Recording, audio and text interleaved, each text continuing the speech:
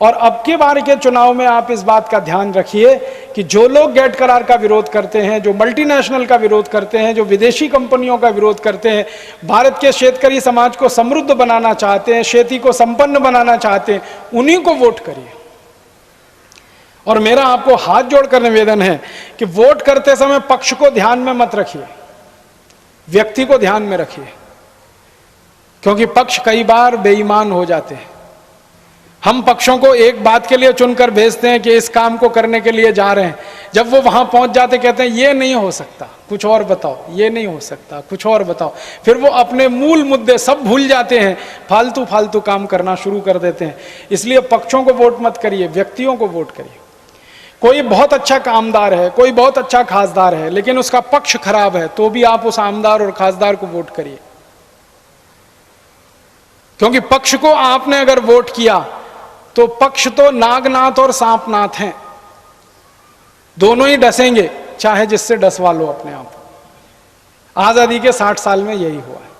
इसलिए व्यक्तियों को चुनिए, और व्यक्तियों को चुनते समय उनकी कुछ विशेषताएं हैं जो ध्यान में रखिए कि वो व्यक्ति कितना ईमानदार है, कितना चरित्रवान है, रात को रोज दारू पी के तो नहीं सोता है, रात को कोई खराब काम तो नहीं करता है, गलत काम तो नहीं करता है, पर स्त्री गमन तो नहीं करता, पर वैश्या गमन तो नहीं करता। ऐसी बातों को चुनकर अगर आप ध्यान देंगे तो अच्छे लोग चुनकर जाएंगे, और अच्छे लोग हमेशा अच्छे ही काम करते हैं। बुरे लोगों को चुनकर भेजेंगे, वो बुरे काम ही करेंगे। अभी तो आप ऐसा चुनाव करते हैं कि एक व्यक्ति है, उसने 100 मर्डर किए, दूसरे ने 90 मर्डर किए, आप 90 वाले को वोट दे देते हैं। वो 90 वाला जब चुनकर जाता है तो वो 150 मर्डर करा देता है, वो उसका बाप निकलता है पिछले वाले का।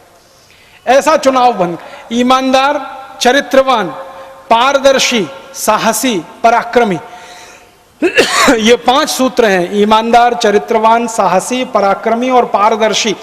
ऐसे गुण जिसमें भी हैं वो सबको चुनवाकर संसद में भेजना, लोकसभा में विधान के मतदान के समय ध्यान दीजिए वोट देते समय ऐसे व्यक्तियों को जो विदेशी कंपनियों का बहिष्कार करते हो, गैट करार को रद्द कराने की बात करते हो, अंग्रेजों के जमाने के बनाए हुए कानूनों को खत्म कराने की बात करते हो, उसके आधार पर आप वोट। पुढ़ारी जो नेता WTO की खिलाफत नहीं करते, जो WTO को रद्द करने की बात नहीं करते, उन सब पुढ़ारियों को इस बार के चुनाव में सबक सिखाएंगे।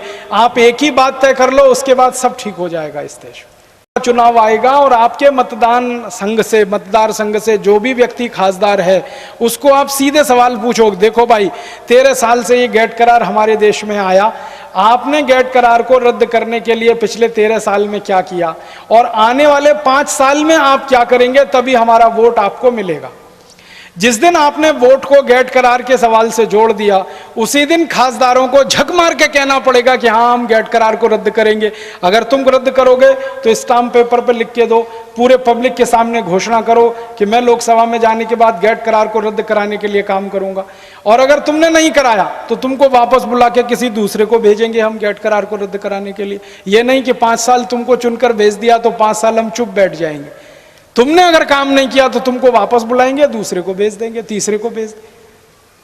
तो गैट करार को रद्द कराने वाले खासदार चाहिए लोकसभा में, गैट करार को रद्द कराने वाले आमदार चाहिए विधानसभा में।